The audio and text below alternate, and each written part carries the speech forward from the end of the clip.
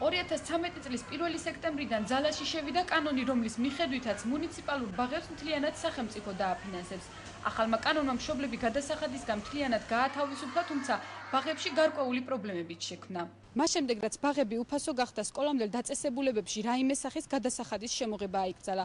სწორედ ამიტომ ყველა ბაღში გაუქმდა დამატებითი წრეები, რომლის საფასურსაც მშობლები ბაღის გადასახადთან ერთად იხდიდნენ. წრეების გაუქმების საკითხზე განსხვავებული მოსაზრება აქვთ ბაღების გაერთიანების ხელმძღვანელსა და საბავშვო ბაღების გამგეებს. ამისი ნაკლოვანება არ არის ისეთი მნიშვნელოვანი. შესაძლებელია, რომ თვითონ აღზრდელმავე შეუსოს და გადასცეს ბავშვს სტანდარტზე მოდ განათლება. ბავშვთა რაოდენობა ძალიან ბევრია. საბავშვო ბაღის აღმზრდელი ვერ შეძლებს ყველანაირი დაატვირთვაც, რომ ჩადოს თავისი მთელი ძალა და ენერგია, რომ ყველაფერი ზედმიწევნით შეასწავლოს, რასაც დღევანდელი ახალი თაობა ითხოვს ჩვენგან. ამიტომ მშობლებს სურთ ზედმეტი ცოდნა მიიღონ ბავშვებმა ამა თუ იმ სფეროში. ეს იქნება ინგლისური, ეს იქნება ცეკვის საათები თუ რა. შეიცვალა უფრო მნიშვნელოვანი და მშობლებსაც აწუხებს აისო სტანდარტზე ვისწავლების შეთავაზების უფლება არ აქვს და შესაბამისად წრეები აღარ იარსებებს. გადასახადის გაუქმებას მიესალმებიან, თუმცა წრეების არსებობის აუცილებლობაზე საუბრობენ მშობლებიც. კარგი იქნებოდა თუ გაიხსნებოდა წრეებით, მუსიკის, ცეკვის, ან თუნდაც სხვა. სასურველი იქნებოდა, რომ იყოს სხვადასხვა ჯგუფებიც, იყოს მუსიკა, ცეკვა, ინგლისური და ასე სხვა რაღაცები კიდევ დამატებები.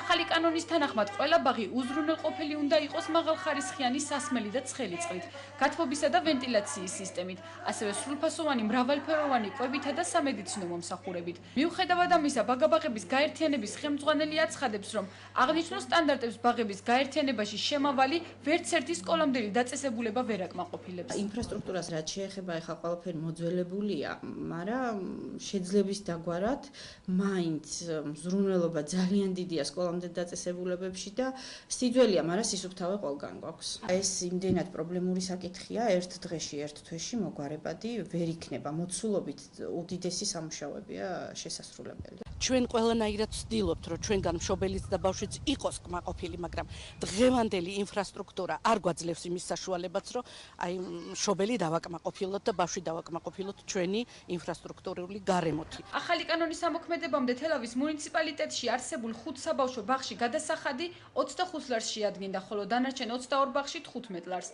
ახალი კანონის თანახმად სახელმწიფო ერთ ბავშვს თვეში 20 ლარით აფინანსებს, რაც ძვირადღირებული ბაღებისთვის ერთგვარი დანაკლისია.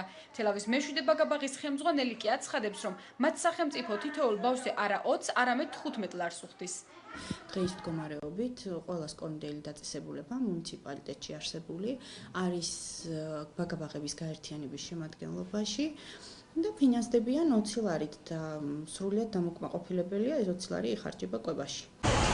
20 ლარი ჩვენთან ისევ 15 ლარი ფინანსდება და აი ვინც იქნება ის საბავშვო ბაღი ფინანსდება 20 ლარი ჩვენთან. მას შემდეგ, რაც საბავშვო ბაღები უფასო გახდა, სკოლამდელ დაწესებულებებში ახსავსდელთა რაოდენობამ საგრძნობლად იმატა, თუმცა იგივე დარჩა პედაგოგების რაოდენობა და მათი ხელფასიც.